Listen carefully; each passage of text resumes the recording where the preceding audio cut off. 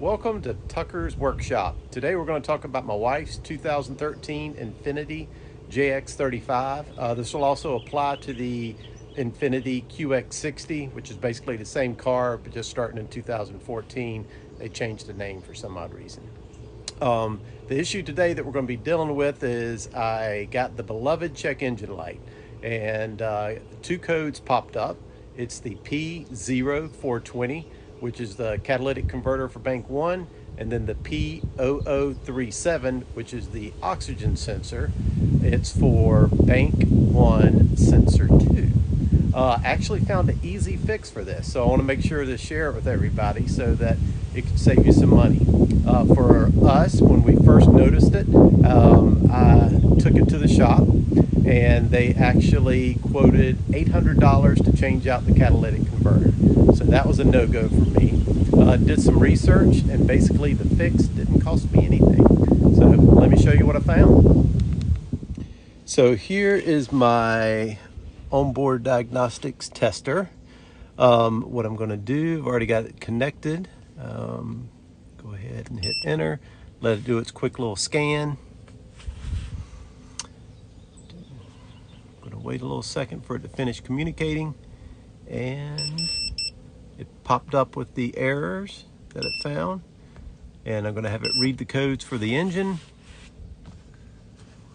And so there is the 420 for catalytic converter. Let's scroll to the next one. That's going to be what I got for the oxygen sensor, so bank 1 sensor 2. So let me show you what I figured out about all the oxygen sensors on this vehicle. This is a 6-cylinder car, so you're actually going to have 6 cylinders back here, and the exhaust coming out of that is actually going to be bank 1. You're also going to have 6 cylinders on this side, and the exhaust coming out on this side is actually called bank 2. So now I'm going to show you where the bank 2 sensor 1. Sensor 1 means it's going to be before the catalytic converter for this side. All right, this is going to be the engine, so we're going to kind of focus on the front side, which is going to be bank 2. I'm going to see if I can get in here and shine the flashlight. I'm shining it onto the oxygen sensor. So that oxygen sensor that's highlighted is going to be bank 2 sensor 1. So that's going to be before the catalytic converter.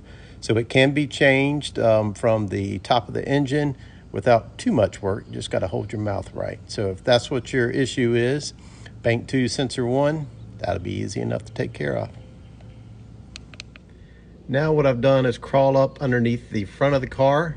So right here is going to be where bank 2 comes down, and then it begins to go down to the exhaust. And then back here is going to be where bank 1 comes down from the back side. They join together and then go out towards the bottom of the car. So if you're dealing with bank 2, which is again going to be the front of the car, sensor 2, it's going to be after the catalytic converter. We're going to see if we can to get a shot of that sensor. It is located right there. I'm trying to shine the light on. That is going to be bank 2 sensor 2. So fairly accessible from the bottom of the car.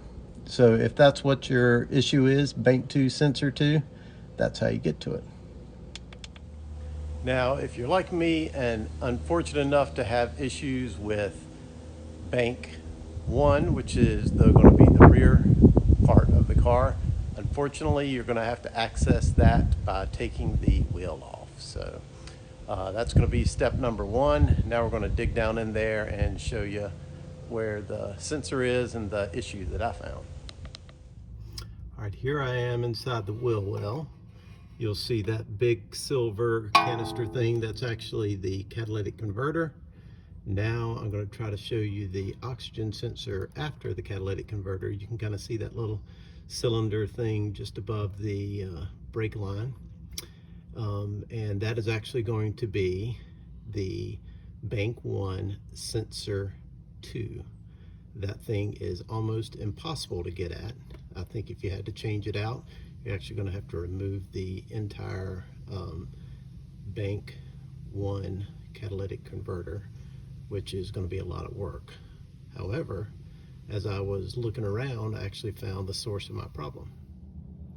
All right, what I actually have illuminated right here in the center is going to be where the oxygen sensor plugs in. And what I found out is that my clip had broken off, and actually this oxygen sensor was not even plugged in. So what I'm doing now is plugging it back in, and the errors have gone away. And the next step I'm going to do is to tape it up so that it doesn't come unplugged. So essentially I didn't have to remove the catalytic converter. I did not have to remove this oxygen sensor. The clip just broke, and it does not lock back in place. So as soon as I get it attached so that it doesn't wiggle loose, then my problem is solved. So that's a pretty easy solution to what was quoted to be an $800 fix for a catalytic converter. And the oxygen sensors themselves are expensive, I think around $60 from Rock Auto. But neither of those had to be replaced. All I had to do is get up under here and literally plug the wire back in and add some tape so it doesn't happen again. So hopefully this will help you out. If you like what you've heard, give me a thumbs up. I'd greatly appreciate it. Thanks.